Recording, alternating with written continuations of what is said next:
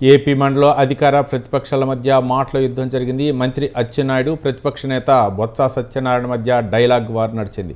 YCP హయాంలో రైతులకు చేసిందేమీ లేదని మంత్రి అచ్చెన్నాయుడు అన్నారు. రైతుల రుణమాఫీ బకాయిలు తామే తీర్చామని చెప్పారు.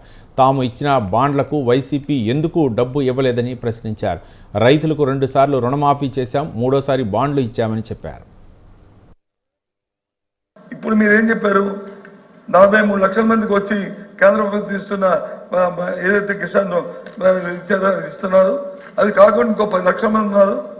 అంటే గత సంవత్సరం ఇచ్చిన 53 లక్షలు ఏదైతే 53 లక్షల పైసలకి ఏదైతే లాస్ట్ టైం మేము రైతు భరోసా ఇచ్చామో అంత ఉన్నారు. ఇంకంతకంటే ఎక్కువ కూడా ఉండొచ్చు అనేది మంత్రి గారు కమిటీ అయ్యారు. అధ్యక్ష, సుమారు 53 లక్షలు ఏదైతే రైతు భరోసా ఇచ్చారో లాస్ట్ టైం దానికి ఆ క్రైటీరియా ఇచ్చి అంతమందికి ఇస్తాం నేను కమిటీ అయ్యారు కాబట్టి ఇవ్వండి.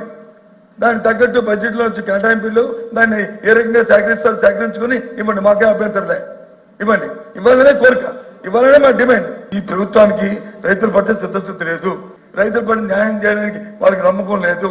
ఈ సభ మాట బయట మాట చెప్తున్న ఈ సందర్భంలో రైతుల పట్ల మేము డిమాండ్ చేస్తూ రైతుల పట్ల ఈ సభ నుంచి ఈ ప్రశ్నకి వాకౌట్ చేస్తున్నాం. అధ్యక్ష,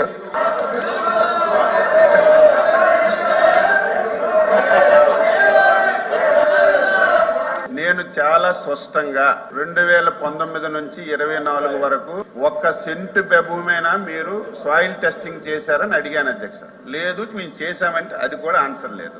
మెకనైజేషన్ కింద ఎక్కడైనా కొడవల పిడైనా కొన్నారంటే దానికి ఆన్సర్ లేదు. అధ్యక్ష, అతి ప్రాధాన్యత కలిగింది డ్రిప్ స్ప్రింక్లర్ ఇరిగేషన్స్ కింద మీరు ఎక్కడైనా ఒక రైతుకు మేలు చేశారంటే అది లేదు. అధ్యక్ష, మీరు వచ్చేసరికి 1600 కోట్లు రైతులకు బకాయిలు పెడితే మా సోదరులు మనోహర్ గారు ఒక సంతకంతో బకాయిలు తీర్చి ఈ సంవత్సరం ధాన్యం కొన్నటువంటి 24 గంటల్లో రైతుకి డబ్బులేసి దేశంలో ఒక చరిత్ర సృష్టించామని చెప్తే దానికి ఆన్సర్ లేదు. అధ్యక్ష, మీరు వ్యవసాయాన్ని ఉద్ధరిస్తే 22.89 ఉన్నటువంటి వ్యవసాయ గ్రోత్ 6.7% తగ్గిపోయింది. అధ్యక్ష, మొన్న 2023-24 అధ్యక్ష, వాళ్ళ మహానుభావుల చేతుల నుంచి మేము అధికారం తీసుకున్నప్పటికీ వ్యవసాయంలో గ్రోత్ 3.49% తగ్గిపోయింది. ఇదే నేను రాసిన లెక్కలా లేకపోతే పంపిస్తాను.